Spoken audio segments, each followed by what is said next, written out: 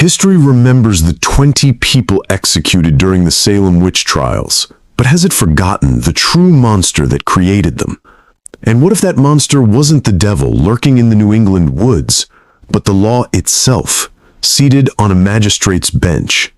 The story of Salem in 1692, as it is commonly told, begins in the dead of a bitter winter inside the cold, cramped home of a Puritan minister. It begins with children. 9-year-old Betty Parris, the daughter of the Reverend Samuel Parris, and her 11-year-old cousin, Abigail Williams, began to exhibit behaviors that terrified their devout community. They would contort their bodies into impossible shapes, scream as if being tortured by unseen forces, and utter guttural sounds that seemed to belong to no human language. When a doctor was summoned, he found no physical ailment and offered a chilling diagnosis. The children were under an evil hand. In the suffocatingly pious and isolated world of Salem Village, Massachusetts, these words were not a metaphor. They were a declaration of war. The devil was loose in their covenanted Christian community, and he had sent his agents, witches, to destroy them from within. The pressure to name their tormentors mounted, and soon the afflicted girls began to cry out names. The first to be accused were, tellingly, women on the absolute margins of Puritan society. Tituba, the Parris family's enslaved servant from the Caribbean. Sarah Good, a destitute and homeless beggar, and Sarah Osborne, an elderly, bedridden woman mired in disputes over her late husband's estate. Under intense questioning by the magistrates John Hawthorne and Jonathan Corwin, a fateful pattern was established. The magistrates did not act as impartial investigators, they acted as prosecutors, assuming guilt from the outset. "Who is it that torments you?" they demanded of the girls. When the accused women professed their innocence, the girls would writhe and scream in the courtroom, claiming the specters of these very women were pinching, biting, and tormenting them at that exact moment. This was spectral evidence, the testimony of a victim that they were being attacked by the spirit of the accused. In a sane court of law, it would be inadmissible. In Salem, it became the unshakable foundation for conviction. The breaking point came with Tituba.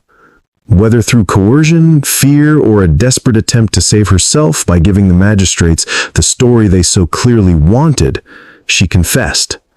But she didn't just confess. She painted a vivid, terrifying picture. She spoke of signing the devil's book, of flying on a pole through the night air, of a conspiracy of witches in Salem Village who were determined to bring down the church. She gave them a narrative. She gave their fear a shape. And with that, she threw open the floodgates. The panic exploded. The accusations, once a trickle, became a deluge. The circle of the accused widened from social outcasts to respected church-going members of the community. Bridget Bishop, a tavern keeper with a reputation for being too worldly. Rebecca Nurse, a pious elderly matriarch whose saintly reputation made her accusation a shock to the entire colony. George Burroughs, a former minister of the village, was accused of being the witch's ringleader, a man whose physical strength was claimed to be a gift from the devil himself. The machine of justice, now fully operational, began to grind. Refusing to confess meant almost certain death. Pleading innocent was seen as the devil's pride. Confessing, however, offered a path to survival. A confession confirmed the court's worldview, and paradoxically, by naming other witches, the confessor could save their own life by condemning others. This created a nightmarish prisoner's dilemma, where the only rational choice was to lie, to confess, and send your neighbor to the gallows. By the spring of 1692, the jails were overflowing. A special court, the Court of Oyer and Terminer, to hear and determine, was established to handle the sheer volume of cases. On June 2nd, Bridget Bishop was the first to be hanged on Gallows Hill. Throughout that summer, 19 men and women would follow her. Another man, Giles Corey, an 81-year-old farmer, was pressed to death with heavy stones for refusing to enter a plea, a uniquely brutal end in a season of horrors. The standard American telling of the Salem story often frames it as a singular, bizarre anomaly, a moment of collective madness before the nation found its enlightened, rational footing. It's a dark chapter to be learned from, a cautionary tale unique to the American experience. But this narrative of exceptionalism shatters when viewed through a wider, more cynical European lens. By 1692, the great witch hunts of Europe, which had claimed tens of thousands of lives over the preceding 2 centuries, were largely coming to an end. In the intellectual centers of England, France, and the Netherlands, the kind of spectral evidence being used to hang people in Massachusetts was already being dismissed by many jurists and theologians as unreliable, even delusional. Letters from contemporary European thinkers and even some English officials express a kind of horrified bemusement at the events in Salem. To them, the colony wasn't breaking new ground in terror, it was reenacting a bloody chapter of Europe's past that more sophisticated societies were trying to leave behind. They saw not a unique spiritual crisis, but a provincial, insecure outpost lapsing into a brutalism they now considered archaic. This European perspective is crucial because it highlights the profound isolation and anxiety of the Massachusetts Bay Colony. They weren't just geographically separated from their mother country, they were becoming ideologically stranded. The sense of being left behind, of holding on to a Puritan orthodoxy that the rest of the world was moving on from, fostered a deep-seated paranoia. If the world was abandoning God, then surely their small city on a hill would be the devil's prime target. This international context reframes the trials not as an act of pious strength, but of profound insecurity. But an even deeper, more hidden story lies not in the letters of London intellectuals, but in the unwritten records of Salem village itself, in the local folklore, the property maps, and the simmering family feuds that had been poisoning the community for decades. While the court records speak of witchcraft and diabolical compacts, the land deeds and oral histories tell a tale of greed, resentment, and social strife. Salem was not one community, but 2, locked in a bitter struggle. There was Salem Town, a prosperous, mercantile port connected to the wider Atlantic world, and there was Salem Village, modern-day Danvers, the poor, agrarian inland community that was politically and economically subservient to the town. The villagers felt ignored, exploited, and spiritually adrift. For years, they had fought to establish their own church and their own minister, a battle that created deep and lasting factions. A careful look at the accusers and the accused reveals a startling pattern.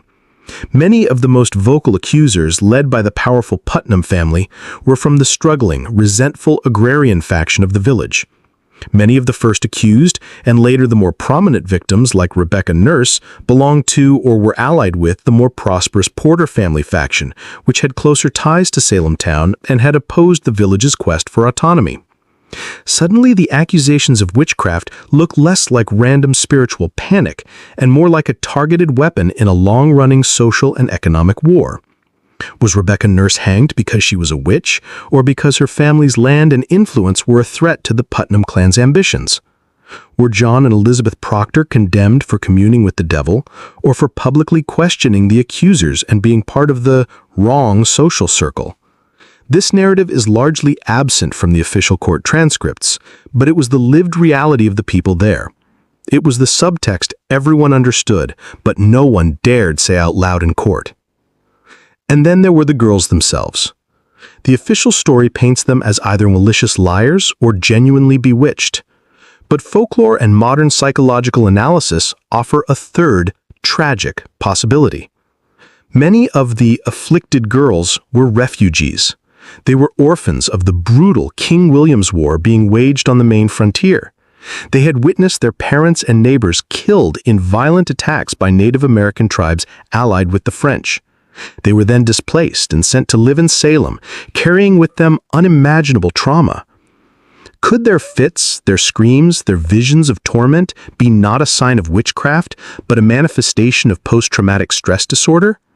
In a world that had no language for psychological trauma, what other explanation was there but the supernatural? They were reenacting their terror, and a terrified community, led by men with their own agendas, gave their private pain a public and deadly name. This hidden history doesn't excuse what happened, but it complicates it profoundly. It suggests the supernatural firestorm was fueled by very worldly ingredients: political insecurity, economic rivalry, and the healed wounds of war. The most critical and most deliberately obscured piece of the puzzle is the one that implicates the very authority that was supposed to be the bedrock of the colony: its government. In 1692, the Massachusetts Bay Colony was in a state of political chaos. Its original royal charter had been revoked by the English crown years earlier, leaving it in a legal limbo. The governor, Sir William Phips, was a new appointee who arrived in the middle of the escalating crisis, and his government was provisional, its authority questionable at best. They were a government ruling without a constitution, a body without a skeleton. In this vacuum of legitimate power, a witch hunt was not just a spiritual crisis, it was a political opportunity. By creating the special court of Oyer and Terminer, Governor Phips and his lieutenant governor William Stoughton, who would serve as the court's merciless chief justice, were performing an act of power. They were demonstrating that they were in control, that they could confront a mortal threat and restore order. The trials became a brutal spectacle of state building. Every conviction, every hanging was a reinforcement of their fragile authority, a way of uniting a fractured populace against a common supernatural enemy. The law wasn't failing, it was being forged into a weapon, and Chief Justice Stoughton wielded it with zealous conviction, utterly convinced of his divine mission. He allowed spectral evidence. He bullied juries that returned not guilty verdicts into reconsidering, and he relentlessly pursued convictions, even as doubts began to ripple through the community. The system did not break down because of popular hysteria alone. It was directed from the top by men who believed that the survival of their Christian commonwealth depended on purging the evil, and that their own political survival depended on being seen as the ones to do it. So what finally stopped the madness? It wasn't a sudden wave of reason or a collective awakening of conscience. It was when the accusations started to climb too high up the social ladder. When the afflicted girls, emboldened by their power, began to name people who were untouchable. The wives of wealthy Boston merchants, prominent ministers, even Lady Mary Phips, the governor's own wife. It was only then, when the fire they had stoked began to threaten their own houses, that the ruling elite acted decisively. Governor Phips, likely spurred by the accusation against his wife and the growing criticism from influential Boston clergy like Increase Mather, finally dissolved the court of Oyer and Terminer in October 1692. He replaced it with a superior court of judicature, which, crucially, disallowed spectral evidence. Almost immediately, the convictions stopped. The remaining prisoners were acquitted or released. The machine simply ground to a halt. The official aftermath was one of public repentance. Years later, the colony held a day of fasting and prayer, jurors signed a public apology, and Judge Samuel Sewall stood up in his Boston church and confessed his blame and shame for his role in the proceedings, asking for forgiveness from both God and man. The official record tries to close the book, to frame it as a terrible mistake for which amends were made. But the story doesn't truly end there. It lingers. It haunts. Because the central question was never answered, or perhaps it was never even properly asked. The authorities sought to find and punish the devil's agents, but they never turned the lens on themselves. They never reckoned with the fact that the legal and political system they created, born of fear, insecurity, and political expediency, was a far more efficient engine of death than any coven of witches could ever be. The ghosts of Salem don't whisper of witchcraft. They whisper of land disputes and family grudges. They whisper of the trauma of war.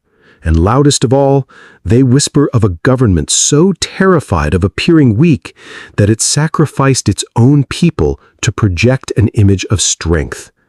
The true, chilling legacy of 1692 is not that a community believed in the devil, but that they constructed a perfect, legal, state-sanctioned mechanism for destroying one another and called it justice.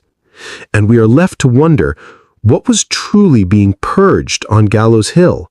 Was it a diabolical conspiracy? Or was it the inconvenient, the difficult, and the unwanted, all sacrificed on the altar of a fragile and desperate order? The records are closed, but the ground remembers.